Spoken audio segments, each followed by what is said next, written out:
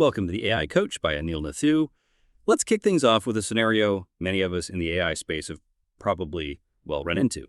Imagine you're trying to pull some really mission-critical insights from a complex business spreadsheet, maybe a sales report, or scientific data, a financial ledger, you name it. You hand it over to your advanced AI assistant, expecting some kind of magic, but it just gets confused. It struggles with the layout. It can't quite pinpoint the right numbers because it doesn't really grasp the rows, the columns, maybe those nested headers. We all know large language models, LLMs, are phenomenal text processors, absolutely amazing, but they're inherently built for, one-dimensional sequences of text. So how on earth do you get them to truly understand and navigate a two-dimensional data grid? It's so fundamentally different from just reading a paragraph. And this isn't just a minor glitch, right? It's a pretty persistent fundamental mismatch. It really is. And what's truly fascinating here, and definitely a major challenge for the AI Coach by Anil Nathu community and beyond, is that tabular data is just absolutely everywhere. It's crucial in, virtually every field, from healthcare and finance to research and even just everyday tasks. Yet it's consistently been this bottleneck for LLMs. And that's especially true when you think about fine-tuning these massive models efficiently, without needing a supercomputer cluster and spending a fortune on computational costs. So our deep dive today is all about a really groundbreaking approach called TableLoRA. This innovation comes from a paper titled TableLoRA, Low-Rank Adaptation on Table Structure Understanding for Large Language Models by Xinyi Yihaolu, Mengyu Zhu, and their colleagues from Xianjiaotong University and Microsoft. Our mission today is to really break down how this ingenious method dramatically improves LLM performance, specifically on these tricky tabular tasks. Okay, so that's our goal for this deep dive. We'll start by really dissecting the core problems LLMs face when they try to make sense of tables. Why do they stumble? Then we'll dive deep into TableLoRA's clever solutions. And these aren't just small tweaks, right? They seem like fundamental shifts in how models perceive structured data. We'll walk through some, frankly, pretty impressive experimental results that show it actually works. And then we'll try to uncover the specific real-world scenarios where TableLoRA truly shines. It feels like it offers a really exciting path forward for anyone working with structured data.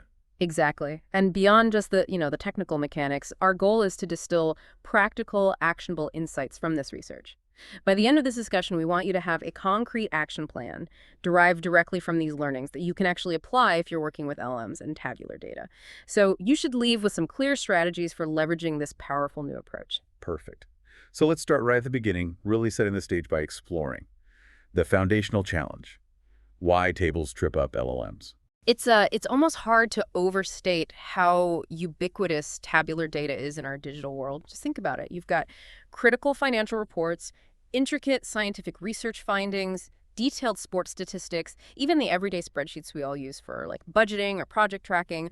This kind of structured information presented in tables, it really forms the indispensable backbone of countless domains. Its role in various applications, whether it's for precise data analysis or business intelligence or just keeping information organized, it's absolutely critical. It really is the language of data for so many important use cases. You're absolutely right. And while we are seeing LLMs being applied more and more to process this mountain of tabular data, we've seen some fascinating early attempts, right? Things like TableGPT and TableM. But the core problem just seems to persist. For these models, effectively understanding the actual structure of a table is still incredibly complex. Like you said, they're built primarily for sequential text. A sentence flows linearly, one word after another. A table, though, is a grid. It's got rows, columns, intersections, maybe hidden hierarchies. Trying to force that rich two-dimensional context into a flat, one-dimensional text stream, you inherently lose so much crucial information. The spatial relationships just evaporate. Precisely. And this leads us right into a very exciting but also very challenging area of AI research: parameter-efficient fine-tuning, or PEFT, and its limitations when it comes to tables. Okay, PEFT. Here's where it gets really interesting for practical applications, I think. PEFT methods, and LoRA, low-rank adaptation especially, have been a bit of a revolution for adapting these huge pre-trained LLMs efficiently. I mean, before PEFT, if you wanted to customize a massive LLM for your specific task, you often had to fine-tune all of its billions of parameters, which is just, astronomically expensive. Compute, storage, time. everything. PEFT methods get around this. They let you achieve really impressive performance by only fine-tuning a tiny, tiny fraction of those parameters. It's like a precision surgery versus retraining the whole model from scratch. It's fantastic for saving resources, but what happens when you try to apply these super efficient general-purpose methods to the unique grid-like challenges of tabular data? You often just hit a wall, don't you? That's exactly the crux of the problem that TableLoRA is designed to solve. As researchers have pointed out in earlier work on PEFT, existing techniques including standard or vanilla, LoRA, or things like prompt tuning, they fundamentally lack the ability to understand table structures. They essentially treat tabular data as if it were just one long run-on sentence. Imagine taking a beautifully organized spreadsheet, maybe with color coding, merged cells, clear headers, and just copying and pasting all the cell contents into a single paragraph. You just obliterated the structure, haven't you? The headings don't clearly relate to their columns anymore, the rows blur together, any kind of grouping is gone. This inability to see the grid, the distinct rows, the precise columns, and those often subtle relationships between cells, that's the fundamental gap TableLoRA specifically aims to bridge. It's about giving the LLM back that sort of spatial awareness for data grids. That makes the challenge incredibly clear. And this brings us directly to what the authors identify as the two critical challenges for LLMs and tables. They use figure 1 in the paper to illustrate this really well, actually. It's a fantastic visual for understanding these core problems. It really is. The first major challenge they tackle is table serialization. So, serialization. If an LLM is basically a text machine expecting a one-dimensional stream of tokens, what does it actually mean to serialize a table? How do you feed that 2D grid into a 1D input without, losing all that important structural information? That's the million-dollar question, isn't it? Converting tables into a linear string, that's serialization, is absolutely essential for elements to even process them at all. However, as other research has shown, existing methods often fail to adequately preserve the table's intricate structure. Even with clever text-based serialization techniques, models frequently struggle to accurately recognize table structures, and maybe even more importantly, the relationships within them. Let's really dig into that example from figure 1 to see this failure in action. It shows a table question answering example. The model needs to find a specific cell value from a table about low income percentages for different demographic groups. The specific query asks, within the population that did not belong to a visible minority group, what was the percentage of Canadian-born women aged 15 to 24 in a low-income situation? Looking at the table in figure 1, the Canadian-born column for women seems pretty distinct, and the row for not a visible minority under 15 to 24 years is there. It seems like it should be a straightforward lookup, right? It should be for us humans. But this is exactly where vanilla LoRA, even though it's efficient, stumbles. The paper states very clearly, however, the llama model, fine-tuned with LoRA, fails to recognize the cell in the same column as the header. Telling it. So what happens in this specific example is quite telling. The vanilla LoRA-tuned llama model might wrongly pull out 15.2. Now why 15.2? Because that's the percentage for the row above the correct one, the one for under 15 years within that same not a visible minority group. The correct answer for the 15 to 24 years row is actually 15.4. So the model finds the right column header, Canadian-born, but then it gets lost trying to navigate the rows within that column. It fails to correctly map the age group 15 to 24 years from the query to the precise row in the table. It's like knowing the right street but knocking on the wrong door. It shows a real breakdown in understanding those precise cell-column relationships, leading to a factually incorrect answer. Yeah, that's a classic problem I think many have seen. Knowing what information you need, but just not being able to pinpoint where it actually is in the grid.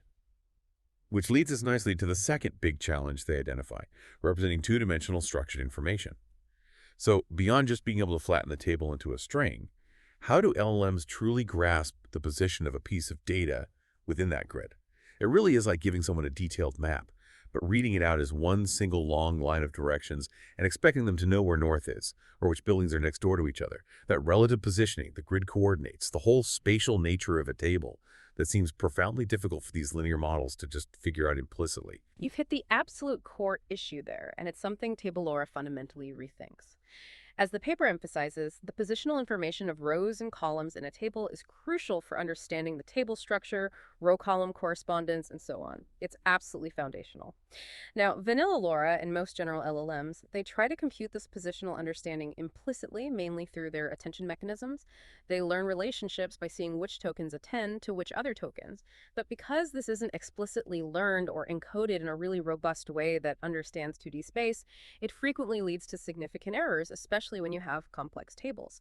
Let's revisit that same Figure 1 example for another layer of clarity. Look closely at that table. It isn't just a flat grid. It has hierarchical left headers. For instance, 15 to 24 years isn't just a label. It acts as a parent node, grouping the rows below it like visible minority and not a visible minority that fall within that age bracket. Okay, so the model needs to understand that 15 to 24 years isn't just floating there, but it's like a category heading that logically groups the rows immediately following it. It indicates a subcategorization. Exactly right. And the paper points this out explicitly. During LoRA fine-tuning, positional information is not explicitly learned, leading to the query in Figure 1 being unable to accurately locate the rows to retrieve through the hierarchical structure of the left letter. Unquote. So what happens is the vanilla LoRA model fails to navigate this hierarchy properly. Instead of correctly identifying the specific row for 15 to 24 years under not a visible minority, it might just pick the nearest row that seems relevant based on text similarity, or maybe just proximity, which again often results in it picking the wrong row and retrieving the incorrect value 15.2 instead of the correct 15.4.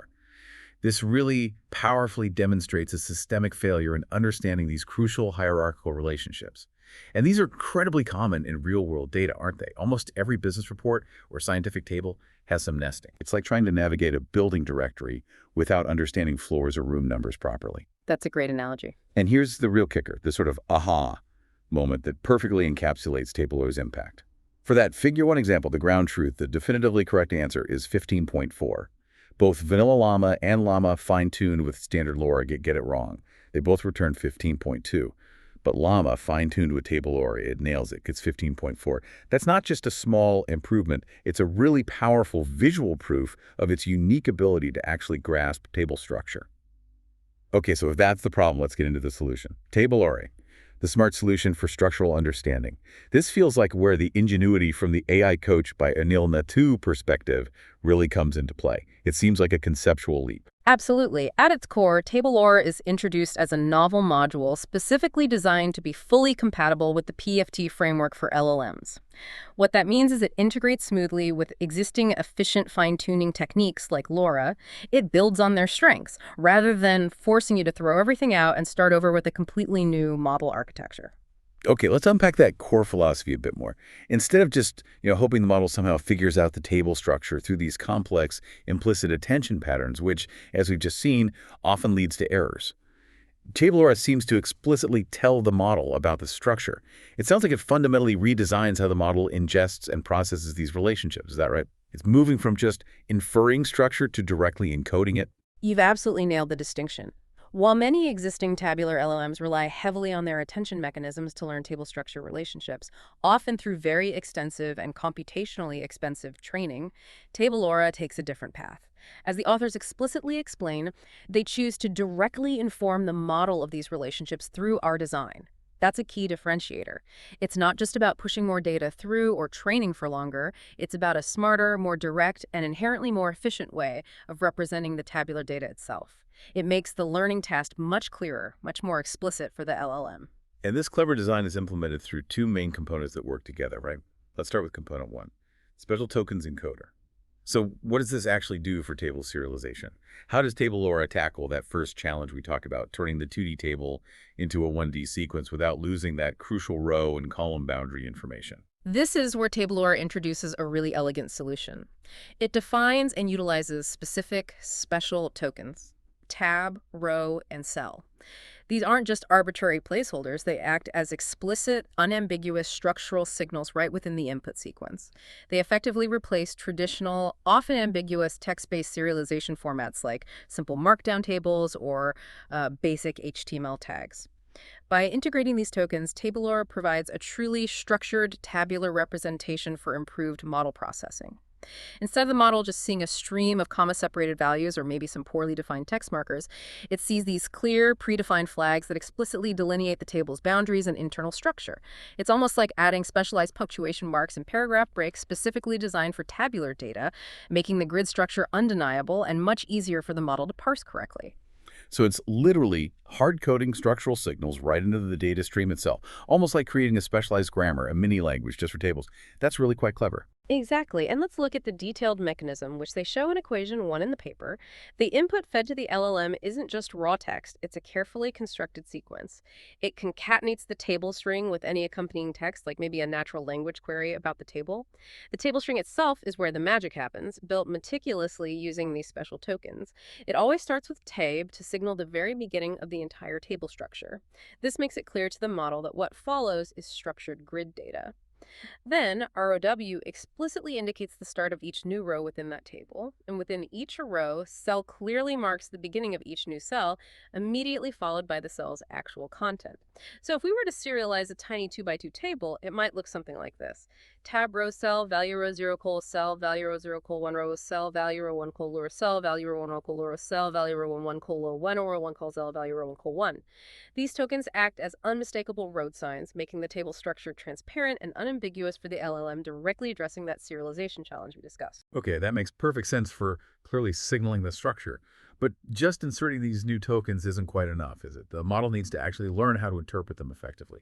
It needs to deeply understand their structural meaning, not just treat them like any other word in its vocabulary. How does TableLoRA ensure that deep comprehension? Ugh, that's where the sophisticated learning mechanism comes in, which they detail in equation 2. TableLoRA employs a fine-tuning method that's specifically inspired by p-tuning. Now, this isn't just about assigning simple static embeddings to these tokens. Instead, this p-tuning inspired approach is designed to ensure really effective gradient propagation to these special token embeddings during the training process. What this means, practically speaking, is that the model actively learns to assign deep, semantically rich, and structurally meaningful representations to tab, row view, and cell. They become much more than just delimiters. They become active signals that genuinely guide the model's understanding of the table's layout and relationships. So for any given token tie in the input sequence, its final word embedding is either derived from the standard word embedding T if it's regular text, or it passes through a specialized special token encoder if it's one of the tab, row W, or cell tokens. This ensures they're processed with their specific structural role firmly in mind. That sounds like a really smart way to integrate them deeply into the model's understanding. And it also sounds quite flexible in terms of where these signals appear in the input stream. It is, and that flexibility is a major advantage. One key highlight that distinguishes TableLoRA from some other methods is its ability to distribute these structural cues throughout the sequence. Unlike, say, traditional soft prompt methods, which typically add learnable prompts only at the very beginning of an input sequence, TableLoRA's special tokens naturally appear at multiple positions throughout the sequence, wherever a new table, row, or cell begins. This distributed approach is incredibly powerful. As the model processes the data stream, it continuously encounters these explicit structural markers. This allows it to dynamically infer and constantly reinforce its understanding of the table structure as it's processing the data, rather than relying solely on a single cue at the start. This ongoing reinforcement helps maintain a strong, robust structural awareness throughout the entire reasoning process. Okay, so the Special Tokens Encoder tackles the serialization problem head-on, providing that crucial structural grammar. Now let's move to the second major innovation. Component 2, 2D low-rank adaptation, or 2D LoRA. How does this component efficiently capture that vital two-dimensional positional information? How does it directly address challenge 2, representing the grid structure? Right. 2D LoRA is meticulously designed to overcome a common limitation we touched on earlier: the limited information derived from the two-dimensional cell positions compared to the rich semantics each token conveys. Essentially, while standard LLMs are great at understanding the meaning of the text within a cell, they inherently struggle to grasp its location within the 2D grid relative to everything else. TableLoRA's 2D LoRA component addresses this directly by explicitly encoding these positions in a highly efficient manner. So walk us through the actual mechanism. How exactly does it encode these row and column positions, and where does the low-rank part fit in? That sounds important for efficiency. The detailed mechanism for 2D LoRA is laid out very clearly in equation 3 in the paper. Here's the core idea. The row and column indices of each token aren't just added as raw numbers or simple text. Instead, they are encoded using low-rank embeddings. The low-rank aspect is absolutely critical for efficiency. Instead of needing a huge number of parameters to represent every possible row-column combination, they use a much smaller, more concentrated set of parameters, low-rank matrices, that still effectively capture the essential positional information. This makes the fine-tuning process incredibly lightweight and computationally efficient, which is really a hallmark of the AI coach by Anil Nathu philosophy, getting great results without breaking the bank on compute. These compact positional embeddings are then mathematically upscaled and integrated directly with the LLM's existing token embeddings. And crucially, this integration happens in parallel with the original LoRA framework within each transformer layer. Ah, so it's like a parallel stream of information being added at each layer, not just at the input. Exactly. The final hidden state H for a given token within a layer is calculated using the formula. H equals W0x plus betax plus btab embrow index row plus mcol index column. Let's break it down quickly. W0x is the standard output from the original pre-trained LLM layer. Business as usual there. Bax is the contribution from the traditional vanilla LoRA module. This handles the general parameter efficient fine-tuning for the task. And then here's the powerful new TableLoRA term. btab embrow 86 row plus mcol index col. This is where 2D LoRA injects its specific structural understanding. btab is an additional specially introduced low-rank parameter matrix specific to TableLoRA. Mbrow and mcol are the learned low-rank embeddings specifically for rows and columns, respectively, and IDX row and IDX col are the precise row and column indices associated with that specific token. This means that for every single token processed by the model, its representation is augmented not just by its semantic meaning in general context from WRX and BX, but also by its exact position within the table grid injected through this new term. Okay, that's clear. And how are those specific IDX call and IDX row index values assigned for each token in the sequence? Is it just for the cell content? It's assigned quite precisely and logically. For any tokens that are not part of the actual table content, maybe they're part of the natural language query, or just surrounding text, both IDX call and IDX row are simply set to 0. They don't have a table position. Similarly, the special TB token itself also gets row and column IDs of 0 because it marks the beginning of the entire table structure, not a specific location within it. For the ROW token, its IDX call column index is set to 0, but its IDX row index, is set to its corresponding row number. This signals the start of a new row, conceptually at column 0. And most importantly, for the cell token, both its IDX call and IDX row are assigned the precise column and row numbers of the cell it introduces. This really meticulous assignment ensures that every single token originating from the table carries its exact two-dimensional location information directly into the LLM's processing pipeline, layer by layer. So this isn't just a simple positional embedding tacked on at the very beginning of the input, like some older methods might do.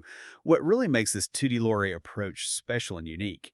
What differentiates it from other ways people have tried to inject positional data? The uniqueness of 2D LoRA really boils down to two critical aspects, which the authors highlight. Firstly, these specific positional embeddings, the learned mbrow and mcol matrices, are distinct for each transformer layer. This is profoundly important. Why? Because, as the paper notes, layers vary in depth and informational needs. Think about it. The early layers in a transformer might be focused on very low-level structural patterns, like detecting cell boundaries or basic row alignment. Deeper layers, however, process more abstract relationships, like understanding the semantic connection between a cell's value and a header several rows above it, perhaps even across columns. Having distinct positional embeddings for each layer allows the model to learn and incorporate positional awareness at different levels of abstraction and granularity throughout its entire processing pipeline. It can refine its spatial understanding at each stage, which is much more powerful than a single fixed positional signal at the input. Secondly, the strategic use of low-dimensional embeddings for the row and column IDs is incredibly efficient.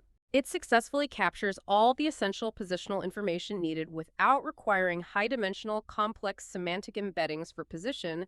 That would be computationally expensive and potentially redundant, especially since the token embeddings themselves already capture the semantic meaning of the cell content. This makes TableLoRA not just highly effective in boosting structural understanding, but also remarkably resource-friendly during fine-tuning. It really embodies those core principles of efficiency that we value in the AI coached by Anil Nathu approach. That really sounds like an ingenious piece of engineering, balancing effectiveness and efficiency. Okay, now that we've got a good handle on the clever design behind TableLoRA, let's move on to the crucial part. TableLoRA in action. The experimental validation. Because, the researchers didn't just propose an elegant idea. They rigorously put TableLoRA through a comprehensive series of tests. What kind of data and models were they actually working with to definitively prove its effectiveness? This is where the rubber meets the road. They certainly did. They conducted experiments across a robust suite of 4 widely recognized table-related benchmark datasets. Each dataset was chosen to test different facets of tabular understanding. First, and arguably the most challenging, was HiTab. This dataset is particularly important because it features exceptionally complex hierarchical tables, exactly the kind with those multi-layered tree-like structures we saw in Figure 1. HeTab really puts a model's ability to grasp deep, nested structural relationships to the test. Then they used WikiTQ and FetaQ. Both of these are more classic table QA question-answering datasets. The input is a table plus a natural language query, and the model has to generate the correct answer based only on the table content. While these generally feature flatter tables compared to HiTab, they still demand accurate data retrieval and some level of reasoning over the table. Finally, they included TabFact, which is a fact verification dataset. Here, the model gets a table and a statement about it, and its job is to determine if the statement is true or false based solely on the table's contents. This also primarily uses flat tables and tests logical consistency checking against tabular data, so a good mix of challenges. That sounds like a pretty comprehensive test bed. And what about the LLMs themselves? What kind of base models did they build upon for these experiments? They experimented with 3 prominent open source LLMs, providing a good range of model sizes and architectures within that ecosystem: Llama 2, the newer Llama 3, and also DeepSeek. To provide some broader context and a sort of upper bound baseline, they also included performance comparisons against much larger closed-source models like GPT-4o and Claude 3.7. Though it's important to remember, these weren't actually fine-tuned with TableLoRA simply because they are proprietary models. The comparisons are zero-shot or few-shot. For the computational setup, all the fine-tuning experiments were run on pretty beefy Linux machines, each equipped with 4 NVIDIA Tesla A100 80G GPUs. They utilized the Llama Factory framework, which is a popular open-source tool, and they customized it to seamlessly integrate TableLoRA's unique components. This points to a well-resourced, high-fidelity testing environment, ensuring the results are reliable and should be reproducible. Okay, so after all that extensive, rigorous testing across these diverse data sets and powerful models, how did TableLoRA actually stack up against the competition? What were the main results, particularly the ones highlighted in Table 1 of the paper? Did it live up to the hype? The results were, frankly, really compelling. They offer pretty definitive proof of TableLoRA's efficacy across the board. The headline finding is that TableLoRA consistently demonstrates improvements over vanilla LoRA. And this isn't just a marginal gain we're talking about, it's often a substantial leap. For instance, on that really challenging HeTab dataset, when fine-tuning Llama 2, TableLoRA achieved an impressive 5.9% improvement in accuracy over the standard vanilla LoRA baseline. Now, you have to remember, for a parameter-efficient fine-tuning method, achieving a nearly 6% absolute gain on a complex dataset like HeTab is actually a really significant advancement. It clearly shows the model becomes far more capable of handling the intricate structures within those tables. Wow, a 5.9% jump is huge, especially for a fine-tuning method that's all about doing more with less compute. And speaking of that efficiency angle, did TableLoRA manage to bridge that often frustrating performance gap we see between these incredibly efficient fine-tuning methods and the much more computationally expensive but often higher performing full fine-tuning? This is such a critical question for practical deployment. This is precisely where TableLoRA's combination of efficiency and effectiveness really shines, especially for folks looking to apply AI Coach by Anil Nathu principles in practical settings. The research shows that TableLoRA mitigates 40.56% of the performance gap between LoRA and full fine-tuning on average across the tasks, excluding one outlier. Now let's put that into perspective. It means you're getting almost half of the performance benefit you'd get from a full fine-tune, which, remember, involves adjusting all billions of the model's parameters, but you're doing it with drastically fewer computational resources, using only the tiny fraction of parameters updated by LoRA plus TableLoRA's additions. This is incredibly significant for practical use in real-world scenarios. It really helps democratize access to high-performance tabular understanding without needing a massive GP budget. And in some cases, it did even better. For example, on that complex HiTab dataset using Llama 2, TableLoRA didn't just bridge the gap, it actually matched the performance of full fine-tuning. This powerfully reinforces TableLoRA's strength in learning complex tabular structures with fewer parameters. It fundamentally addresses and overcomes the inherent weaknesses of vanilla LoRA in this specific domain. It's a remarkable achievement in balancing power and efficiency. That really does sound like a game changer, genuinely enabling high performance without those often prohibitive compute costs. But how did TableLoRA, when applied to open source models like Llama, compared to those really big state-of-the-art closed-source models like GPT-4 and Claude 3.7. They've had vastly more pre-training data and parameters. Right. The comparison to these very large closed-source models is definitely nuanced, but it offers some valuable insights. On the WikiT dataset, for instance, the paper reports that GPT-4o and Claude 3.7 generally outperformed TableLoRA applied to llama models and its baselines. The authors cautiously suggest this might indicate that while TableLoRA is a massive step forward fine-tuning open-source models, these tuning-based approaches overall might still require further enhancements, perhaps incorporating techniques like reinforcement learning from human feedback to fully compete with the raw general reason capabilities baked into these extremely large proprietary models on certain tasks.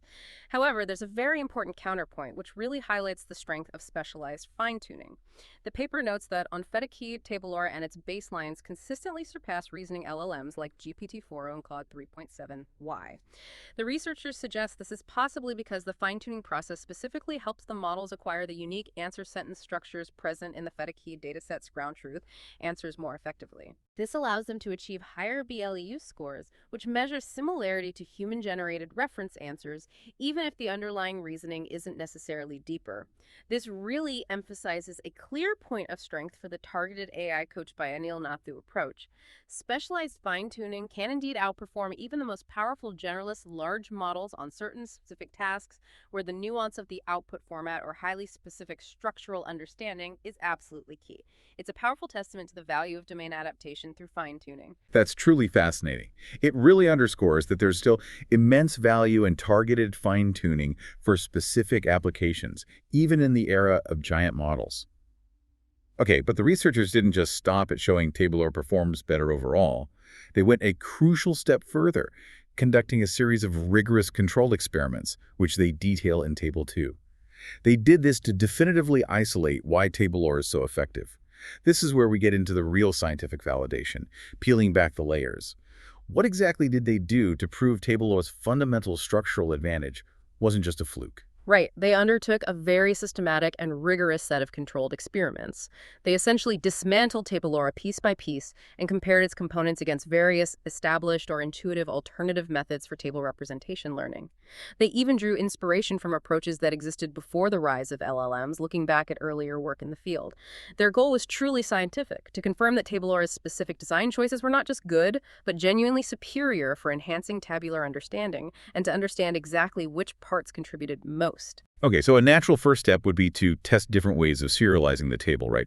Did TableLoRA special tokens, tab, row, cell, actually prove their worth against more common formats? Absolutely. They explicitly experimented with different serialization formats like standard markdown, basic HTML table tags, and simple CSV, comma-separated values. The findings, reported in Table 2, were crystal clear. TableLoRA's novel approach of using its specific special tokens consistently yielded superior results compared to even the best-performing traditional format they tested, which was Markdown in this case. This provides strong empirical validation for the efficacy of TableLoRA's meticulous approach to table serialization. It strongly suggests that explicitly signaling structural elements like table start, row start, and cell start is far more effective for the model than relying on implicit text formatting rules. Okay, that makes sense. What about a seemingly straightforward idea, though? What if you just add the positional information directly into the text string itself?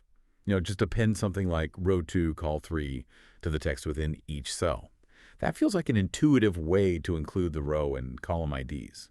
Did they try that? They did explore exactly that approach, labeling it add-in string sequence in their experiments. However, the results showed it was definitively inferior to 2D LoRa's embedding-based method. The reason for this, as the paper explains, is quite fundamental. 2D LoRa incorporates positional information into the model through embedding, allowing the model to learn positional information more directly. That's so cool. When you just add positional indices as text strings, the model still has the burden of parsing that text and then inferring its positional meaning from that linear sequence. It's an extra layer of interpretation.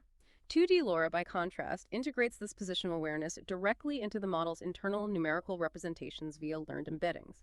This allows for a much deeper, more direct, and ultimately more effective understanding of the spatial relationships within the table, leading to significantly greater performance improvements. It's the difference between describing a location versus giving the model a built-in GPS for the table. Right, embedding it seems much more fundamental. What if they just used traditional positional embeddings, like the sinusoidal ones often seen in the original transformer architecture? Those are specifically designed to capture sequence position, after all. Another excellent question, and they tested that too, calling that experiment add-in positional embedding. The results showed that while these traditional sinusoidal embeddings are foundational for understanding position in sequential data, like sentences, applying them straightforwardly did not provide effective improvement for understanding tabular structure. This is a really critical distinction. In contrast, as we discussed, 2D LoRA incorporates positional information into each layer of the model through LoRA, continually emphasizing structural information at different layers during model inference. This multi-layer, deeply integrated approach ensures that positional awareness isn't just a one-time signal provided at the input. Instead, it becomes a continuously refined understanding that permeates the entire learning process, layer by layer. It strongly suggests that for complex 2D structures like tables, a more deeply woven, layer-specific approach to position is required, rather than just a simple initial positional signal designed for 1D sequences. That's a crucial nuance. So just adding any kind of positional cue isn't enough. It really needs to be deeply integrated in the right way. What about using attention masks? That's another common technique people use to try and guide the model's focus to related parts of the data, for example, by explicitly telling it to pay more attention to other tokens within the same cell or the same row. Did that help? They experimented with that as well under the label add an attention mask. They actually tried two variants. One that restricted attention to only highlight tokens within the same cell, and another, more complex mask that tried to highlight tokens within the same row, the same column, or the same cell. Despite these targeted efforts to guide the model's focus using attention patterns, these masking attempts were also found to be less effective than TableLoRA's 2D LoRA approach. The researchers concluded that 2D LoRA's unique method of learning position vectors in different feature spaces at different layers through embedding leads to much better integration and ultimately superior performance. It seems to be a more nuanced and powerful way of injecting structural awareness compared to just trying to force specific attention patterns with masks. It allows the model to learn the relevant positional features and relationships more flexibly, rather than being explicitly told where to look with a potentially rigid mask. Okay, and turning back to the special token encoder itself, the component that uses the p-tuning inspired method. Did they compare different ways of actually implementing that encoder? Was p-tune definitely the right choice? Yes, they conducted a dedicated special token encoder comparison to validate that specific design choice. As we discussed, TableLoRA uses an encoder inspired by p-tuning. They directly compared its performance against an alternative approach using a prompt tuning encoder, which is another common PEFT technique. The results, which are clearly presented in Table 2, showed that the chosen p-tuning inspired encoder for the special tokens significantly outperformed the prompt tuning-based encoder. The paper notes that the prompt tuning approach fails to effectively learn table-related token embeddings at different positions, suggesting that its more general design couldn't capture the specific structural semantics embedded in the tab, row, and cell tokens as effectively as TableLoRA's more tailored p-tuning-inspired method. This further validates the very specific, carefully considered design choices made for each of TableLoRA's core components. Wow, all these control experiments really build an incredibly strong piece-by-piece case for TableLoRA's specific design. It really shows that it's the how things are done, not just the what. But there's always that nagging question with these efficiency methods. Was it superior performance simply because it ended up having slightly more parameters than the baseline vanilla LoRA? Did it just kind of cheat by being slightly bigger? That's an absolutely excellent and crucial question to ask, and the researchers very wisely addressed it head-on with a rigorous parameter count validation. They meticulously designed an experiment to ensure that TableLoRA's effectiveness could not be simply attributed to a minor increase in the number of trainable parameters compared to the standard vanilla LoRA setup. Here's how they did it. TableLoRA in their configuration trains approximately 0.130% of the total parameters of the base LLM. The standard vanilla LoRA baseline they use with a rank of 8 trains on about 0.062% of the parameters. So TableLoRA does add a few more parameters. To make a truly fair comparison, they carefully created a special LoRA comparable params variant. They did this by simply increasing the rank of the vanilla LoRA matrices from 8 up to 16. This resulted in a vanilla LoRA model that trained on 0.124% 100% of the total parameters, almost exactly the same parameter budget as TableLoRA. Oh, okay. So they basically gave vanilla LoRa essentially the same amount of extra parameters to work with during fine-tuning, just to see if simply having more trainable parameters was enough to close that performance gap. Exactly right. It's crucial control. And the experimental results, as presented clearly in Table 2, are very telling. Even with this comparable parameter count, the slightly larger LoRa comparable params only managed to provide a tiny 0.06% improvement over the standard lower rank LoRa. It barely moved the needle. In stark contrast, TableLoRA, operating with almost the exact same number of trainable parameters, 0.130% and 0.124%, delivered that remarkable 5.88% improvement over this parameter comparable LoRa baseline on the high-tab dataset. This definitively confirms that the architectural design of TableLoRA, its specialized components for structural understanding, the unique serialization using special tokens, and the layer-specific 2D positional embeddings is the true key to its superior performance. It's not just about having slightly more parameters to tune. This is a critical insight for anyone applying PEFT methods, especially within the AI Coach by Anil Nathu framework, proving that smart, task-specific architecture can significantly trump simply scaling up general parameters. That really is definitive scientific proof. It's not just throwing slightly more resources at the problem. It's a fundamentally smarter, more targeted architectural approach. Okay, so let's go even deeper now and start unpacking the why. Deeper analysis of TableLoRA's efficacy. First, let's try to dissect what each individual part of TableLoRA actually contributes to the overall performance. They did an ablation study, right? Looking at tables 3 and 5, what did they find when they started taking pieces away? Exactly. An ablation study is that powerful technique where you systematically remove components of a complex system to understand the precise contribution of each part. The results from tables 3 and 5 in the paper clearly indicate that both of TableLoRA's core components, the Special Token Encoder and the 2D LoRA mechanism, are essential and individually contribute to the observed performance improvements. Neither is redundant. However, the study also reveals that the 2D LoRA component contributes more significantly when considered on its own.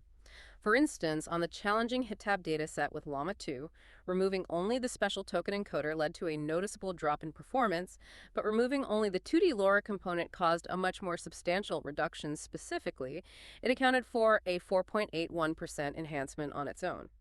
This suggests that explicitly encoding the 2D positional information via 2D LoRA is doing a slightly heavier lift in improving the model's fundamental structural understanding compared to just improving the serialization via special tokens. But critically, the highest performance improvements, as you'd hope and expect, occur when both components are used together. They are clearly complementary, working synergistically to provide a comprehensive structural understanding that neither component can achieve fully on its own. It's not an either situation, it's the combination working in concert that unlocks the full potential of TableLoRA. That makes perfect sense. A well-designed system often has components that amplify each other's effects. Okay, now let's consider a very practical question for anyone actually using tabular data in the real world. How does TableLoRA perform on tables of varying complexity, as shown in Figure 3? If you're dealing with different kinds of tables, maybe simple flat lists versus highly intricate spreadsheets with multiple layers of nested headers, how does TableLoRA perform across that whole spectrum? Does it help more with simple or complex tables? This is a crucial consideration for real-world applicability, absolutely. Figure 3 provides a really fascinating heat map visualization. It shows TableLoRA's performance enhancement specifically on the HitTab dataset, broken down by the top header depth and left header depth of the tables. Just to clarify, header depth refers to how many hierarchical levels are present in a table's headers. So a depth of 1 means a simple single-layer header, like a basic list, while 2 or more indicates deeper nested hierarchies, like organizational charts or complex financial statements. The heat map clearly illustrates a strong trend. TableLoRA provides greater improvements on more complex tables with deeper hierarchies. As you move towards tables with higher top or left header depths, which corresponds to moving further to the right or lower down in the heat map, the performance boost from TableLoRA becomes significantly more pronounced. This makes intuitive sense, right? TableLoRA is explicitly built to enhance the model's understanding of the table structure, especially the relationships between rows and columns and the hierarchical relationships. These are precisely the features that become much more challenging in complex, deeply nested tables. So TableLoRA provides the most help exactly where the models struggle the most. It's designed for the kind of messy, nested, real-world data we often encounter. That's a really powerful finding, especially given how common complex hierarchical tables are in business intelligence, scientific research, and many other domains. But were there any observed limitations? Did it struggle with extremely complex tables, perhaps, or maybe even very simple ones? Yes, the paper provides a balanced perspective here as well. It does note that for particularly complex tables, such as those with top left header depths of 34, meaning 3 levels deep on top, 4 on the left, or vice versa, the improvements brought by TableLoRA are limited.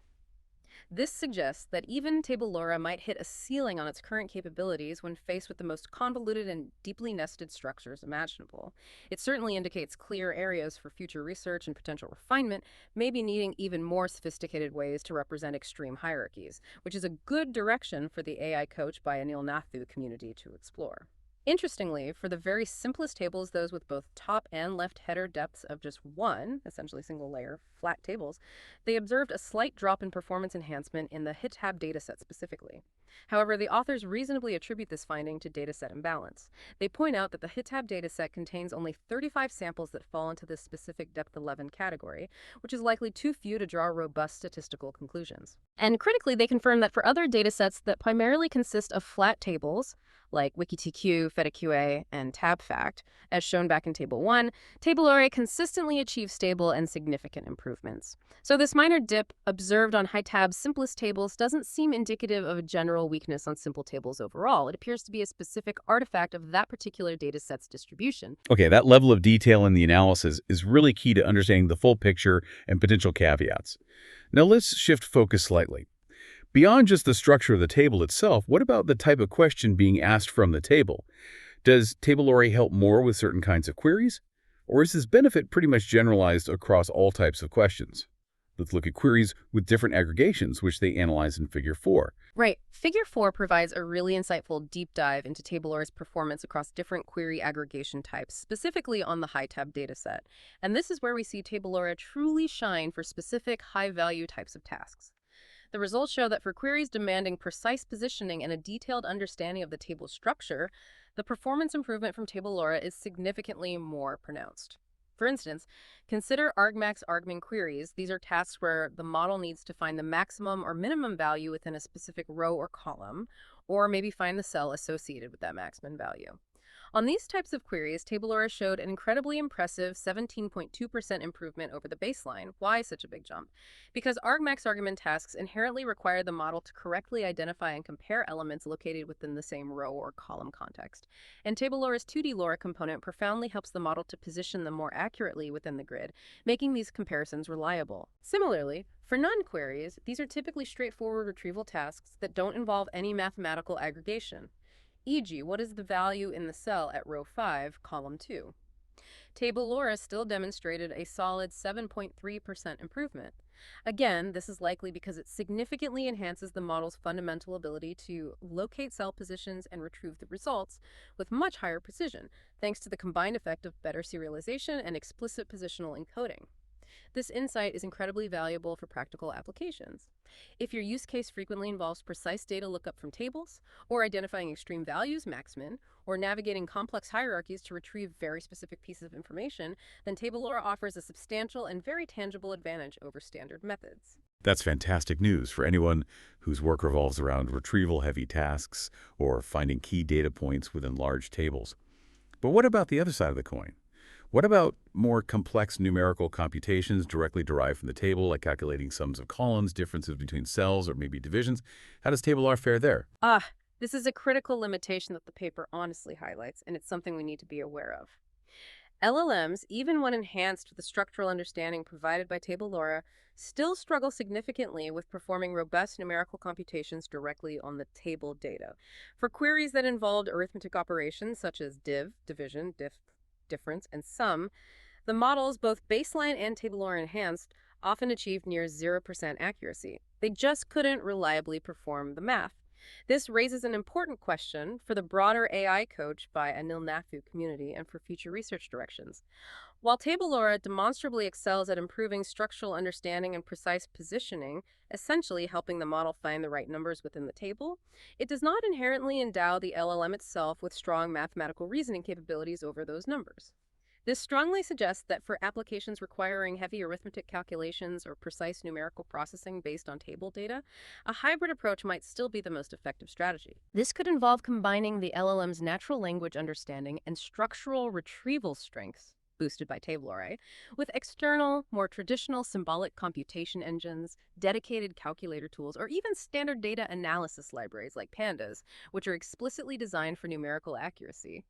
It's a clear area where LLMs alone, even enhanced ones, currently fall short and where further innovation is definitely needed. That's a very important point about managing expectations and potentially using hybrid systems. Okay, here's a really fascinating detail for anyone interested in the internal workings of these transformer models. Does it actually matter where inside the model architecture the 2D LoRA component is applied? Are some layers more effective than others for injecting this positional information? We're talking about 2D LoRA at different layers, and Figure 5 in the paper illustrates this quite strikingly. Yes, Figure 5 presents the performance results for 2D LoRa when it was applied selectively to different layers or ranges of layers of the llama model, again tested on the HitTab dataset.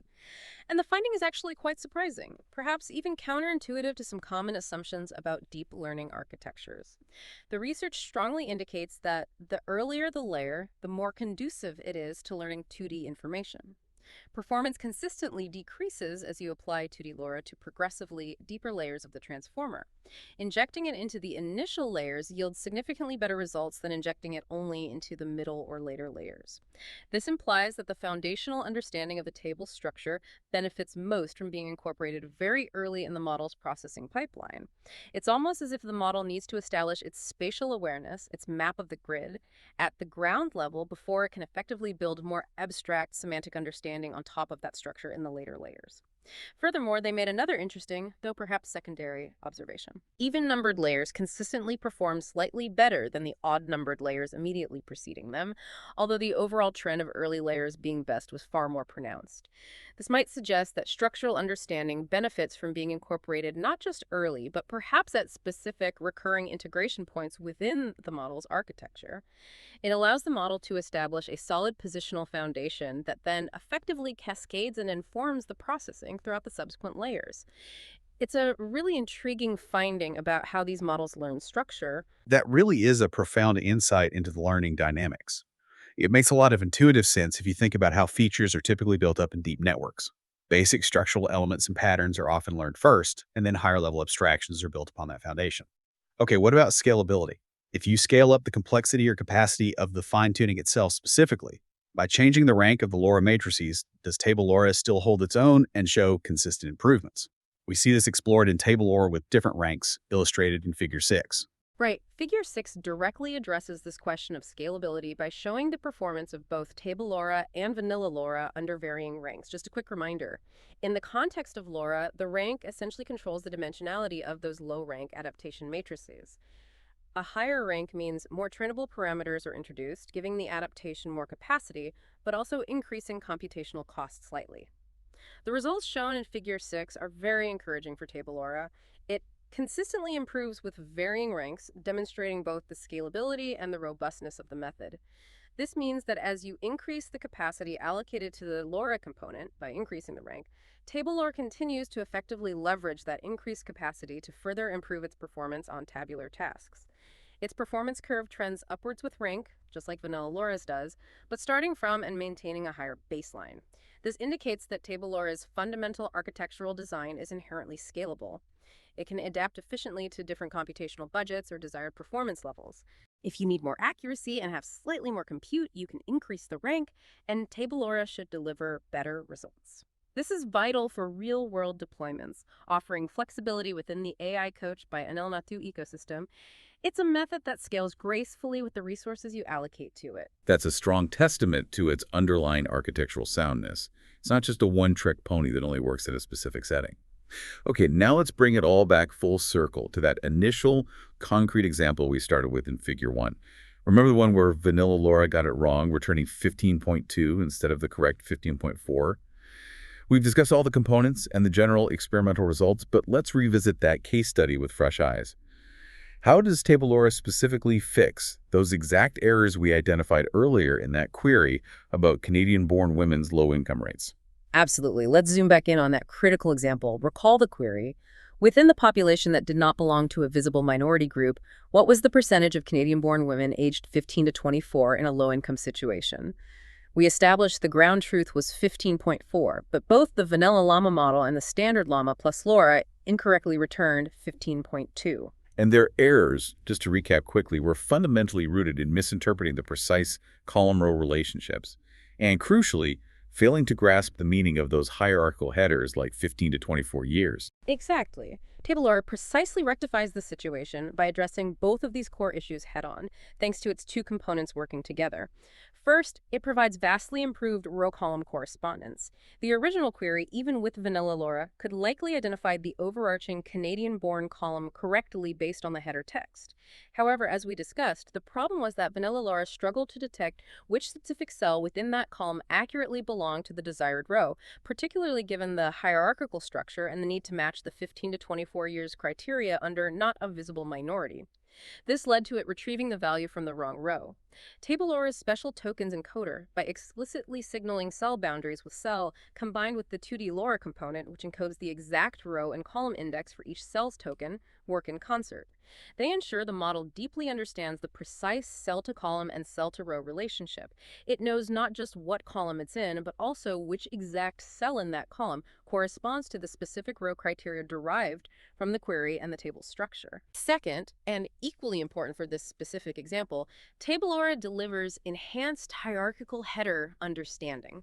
Remember, in that Figure 1 table, the label 15 to 24 years isn't just a simple header for a single row, it acts as a parent node in a hierarchy. It logically groups the subsequent rows beneath it, including the visible minority and not a visible minority subcategories, which are effectively its child nodes corresponding to the data in the rows below.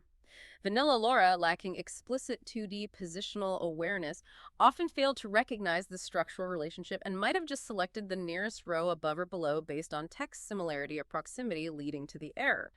TableLoRA, however, by explicitly encoding that two-dimensional positional information through 2D LoRA, associating specific row column indices with each token, including those in the headers, allows the model to correctly recognize 15 to 24 years as a parent node.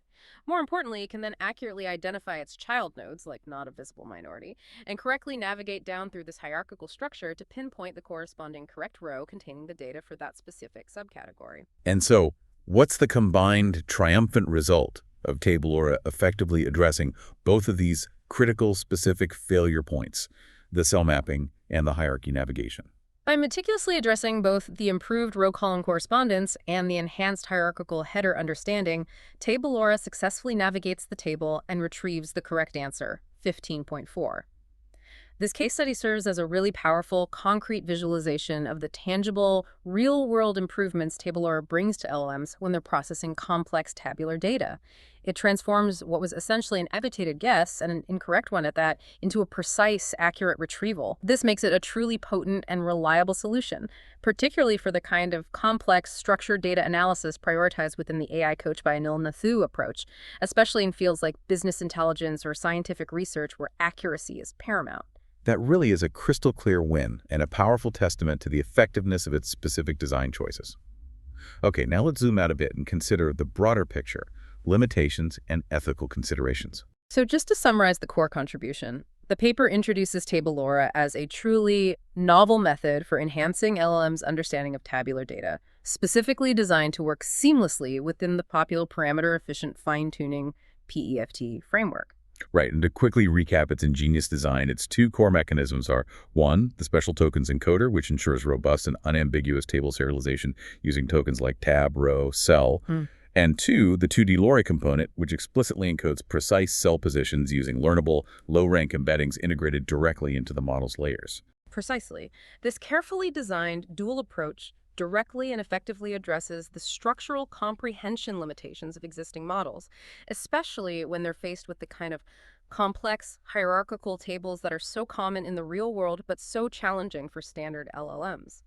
The extensive experiments conducted across multiple diverse datasets consistently demonstrate that TableLoRA not only significantly outperforms the baseline vanilla LoRA, but also surpasses various other table representation learning methods that came before it. The authors confidently conclude, based on this evidence, that their approach is both efficient and effective, marking a truly significant advancement in the specialized field of fine-tuning LLM specifically for understanding and reasoning over tabular data. This is particularly impactful for unlocking practical, real-world use cases where tabular data is just absolutely ubiquitous. It certainly feels like a huge leap forward. But of course, no groundbreaking research is ever entirely without its boundaries or, areas for future exploration. What are the acknowledged limitations and future directions that the researchers themselves transparently identified within their paper? It's important to understand the current constraints too. Yes, they are commendably transparent about a few important points. First, they acknowledge that they could only validate their method on open source models like Llama and DeepSeek. They were unable to test its effectiveness directly on the current state-of-the-art closed-source models, like the latest GPT series or other proprietary systems, simply due to the usual accessibility constraints. This, as they note, reduces the generalizability of our findings to the most advanced models available, although it certainly doesn't diminish TableLoRA's proven impact on the widely used open-source ecosystem. It's just a pragmatic limitation in today's rapidly evolving AI landscape. Second, while TableLoRA is inherently designed for parameter efficiency during fine-tuning, the experiments themselves still required substantial GPU computational resources, specifically those powerful A100 GPUs. This naturally brings up broader concerns about the energy consumption and environmental sustainability associated with large-scale AI research and development. However, it's really crucial here to reiterate that efficiency comparison we saw in Table 6 of the paper. TableLoRA's fine-tuning process took approximately 36 minutes, and used about 168 G of GPU memory. This is significantly more efficient than the alternative of full fine-tuning, which took 45 minutes and consumed a much larger 280 G of GPU memory on the same hardware. And remember, TableLoRA successfully bridged a large portion of the performance gap between vanilla LoRa's and full fine-tuning. So while it does consume resources, it does so far more judiciously than the primary high-performance alternative. That's a really important context for the resource question. What about the performance itself when compared directly to that gold standard of full fine-tuning? Does TableLoRA completely close that performance gap across the board? That's another key limitation they candidly note. Despite TableLoRA's stable and often significant improvements over vanilla LoRa, it still cannot match the results achieved through full fine-tuning on all tasks and datasets. There often remains a small gap. This discrepancy suggests that while TableLoRA offers remarkable benefits in terms of efficiency and structural understanding gains, it hasn't fully closed the performance gap with the most resource-intensive approach, full fine-tuning in every single scenario. This clearly indicates that there's still room for further improvement and innovation, perhaps by refining the low-rank adaptation techniques further, exploring different rank allocation strategies, or maybe integrating even more sophisticated structural signals. This remains a key area for future work, certainly for the AI coach by Anil Nathu team and the wider research community. And finally, as we discussed earlier when looking at the query types, the persistent struggle with robust numerical computation on tables for operations like division, difference, and summation remains a critical area highlighted for future research. Models enhanced with TableLoRA get much better at finding the numbers, but they still aren't reliably proficient at performing complex arithmetic on those numbers directly within the LLM framework. This will likely require new breakthroughs or hybrid approaches. Okay, those are important boundaries to keep in mind. And this naturally raises another important question. What are the ethical considerations? When working with data and powerful models like these, we always need to think about potential issues. How do the authors address this? Yes, ethical considerations are crucial. The authors include an ethics statement in their paper addressing this directly. They state that the datasets they used, HiTab, WikiTQ, Fetakawe, TabFact, are all publicly available benchmarks commonly used in research. They also mention that these datasets have been reviewed to ensure they do not contain personally identifiable information, PII, or overtly offensive content. However, they also rightly acknowledge that since these datasets are often sourced from the vastness of the internet, potential bias may still be present within the data itself, reflecting societal biases present online. Furthermore, they caution that the process of using LLMs, even for fine-tuning, may inadvertently introduce inappropriate information into the evolved data or generate outputs that could be problematic despite the safety measures built into base models. This serves as a crucial reminder for anyone working with AI models and large datasets. Always be vigilant about potential biases, review data sources carefully, and implement safeguards around model outputs. It's an ongoing responsibility. Absolutely critical points. Okay, so bringing all this incredible insight together, what does this all mean for you, the listener? If you're out there working with LLMs and tabular data, whether you're doing research or building practical applications, how can you actually apply these incredibly valuable insights from the AI Coach by Anil Nathu perspective? Let's try to lay out a clear, actionable plan based on this deep dive. Implementing key learnings. Definitely. Building directly on TableLoRA's core principles and the robust experimental findings we've discussed, here's some practical guidance and a clear step-by-step action plan you can start thinking about implementing today. This should help you get significantly more mileage out of your LLM when working with structured, tabular data. 1. Prioritize explicit structural representation in your inputs. This is perhaps the most fundamental takeaway. When you're designing your input strategy for feeding tabular data into an LLM, don't just dump raw text or rely on very basic delimiters like commas or tabs alone. Actively design your input serialization to explicitly convey the table's inherent structure. Seriously consider adopting, or at least drawing inspiration from, specialized tokens or highly structured formats like TableLoRA's innovative tab, row, and cell approach. Explicitly signaling table boundaries, row starts, and cell relationships to your model will dramatically improve its ability to understand the data's context compared to just giving it generic, unstructured text representations. Make the structure obvious in the input. This is your first and most crucial step. 2. Strategically incorporate positional embeddings at multiple layers, if you can. If you're in a position where you're actually fine-tuning an LLM for tabular tasks, not just using an API, try to move beyond simply adding positional information only at the input layer. Explore methods inspired by 2D LoRA to embed row and column positional information directly into the model's intermediate transformer layers. The research from TableLoRA clearly shows that the earlier layers of the transformer are particularly effective for learning and retaining this 2D positional information. This is a really powerful insight if you're designing custom fine-tuning strategies. It allows the model to build a deep, pervasive structural awareness from the ground up, right within its own internal representations, rather than just trying to infer it from the surface-level input. 3.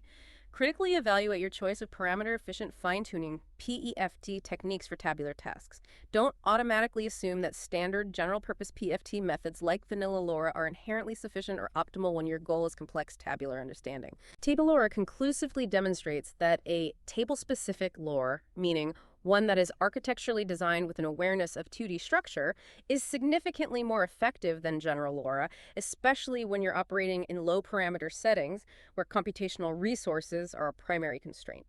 So when you're selecting or adapting PET methods for your specific tabular data problems, actively prioritize those techniques that explicitly account for or can be modified to incorporate the two-dimensional structural information inherent in tables, rather than just treating them as undifferentiated sequences of tokens. Choose the right tool for the job. 4. Target specific query types for optimization and seriously consider hybrid solutions for math. Understand the distinct strengths and current weaknesses of LLMs when applied to tables. The TableLoRA research clearly indicates that LLMs, even with these significant structural enhancements, truly excel at tasks involving retrieval and precise positioning. Think finding specific values, identifying maximas, minimums, argmax, argmin, or answering simple lookup, none queries accurately. However, they still notably struggle with performing complex numerical computations like division, multi-step calculations, or accurate summation directly. Therefore, if your application heavily relies on these arithmetic operations, strongly consider implementing hybrid solutions. Combine the LLM's natural language understanding and structural retrieval capabilities, boosted by TableLoRA-like principles, with robust external symbolic computation engines, dedicated calculator tools, or even traditional data analysis libraries that are explicitly designed for numerical accuracy. Don't try to force the LLM to do complex math it's just not inherently good at yet. 5. Be mindful of data complexity and manage your expectations accordingly. Recognize that advanced methods like TableLoRA tend to provide the most significant performance improvements on more complex, hierarchically structured tables, precisely because they directly address the structural challenges these tables pose. However, the paper also honestly indicates that for extremely deep or unusually convoluted hierarchies, some limitations might still exist even with these enhanced methods. So be realistic about your model's current capabilities when faced with the most challenging datasets you might encounter. Consider iterative refinements, specialized pre-processing steps, or even breaking down extremely complex tables into smaller, more manageable units for such highly challenging cases. Understanding these boundaries will help you manage expectations effectively, design more robust overall systems, and identify areas where human oversight or integrating those hybrid approaches we just discussed are still essential. 6. Finally, and importantly, adhere to ethical AI practices throughout. Always remember the potential for hidden biases lurking within datasets, especially those scraped from the web. And keep in mind the possibility, however small, of LLMs generating inappropriate or factually incorrect information, even after fine-tuning. Continuously review and audit your models, your data sources, and your application's outputs, just as highlighted by the author's own ethics statement. Maintaining fairness, transparency, and accuracy should always be a top priority when developing and deploying AI systems, especially those dealing with potentially sensitive data often found in tables. Wow, what an incredible deep dive into the truly fascinating, often challenging world of LLMs and tabular data. It's abundantly clear from everything we've discussed that innovations like TableLoRA are not just small, incremental improvements. They feel like they're fundamentally changing how we can leverage AI for understanding and extracting real value from structured information. This is genuinely an exciting time for AI, and it's a powerful testament to the kind of cutting-edge research happening every single day within the AI Coach by Anil Nathu ecosystem and beyond. Giving LLMs this kind of genuine spatial awareness for data feels like a monumental step forward. Indeed, it really does. The capability to make LLMs smarter, significantly more efficient, and profoundly more capable of understanding the kind of real-world data we all work with constantly, especially those ubiquitous tables, is absolutely crucial for the next wave of AI applications. TableLoRA offers a powerful, concrete blueprint for building more robust, more intelligent AI systems, particularly for those countless specific use cases in business, science, and research where tabular data truly reigns supreme. It feels like a foundational piece of progress that will likely underpin many future applications that need to grapple with structured data effectively. That's all the time we have for this deep dive today. We sincerely hope you gained some surprising facts, maybe had a few profound aha moments, and feel better informed and equipped to tackle your own challenges with AI and structured data. Thank you for joining us today. Visit the AI Coach website for more AI insights.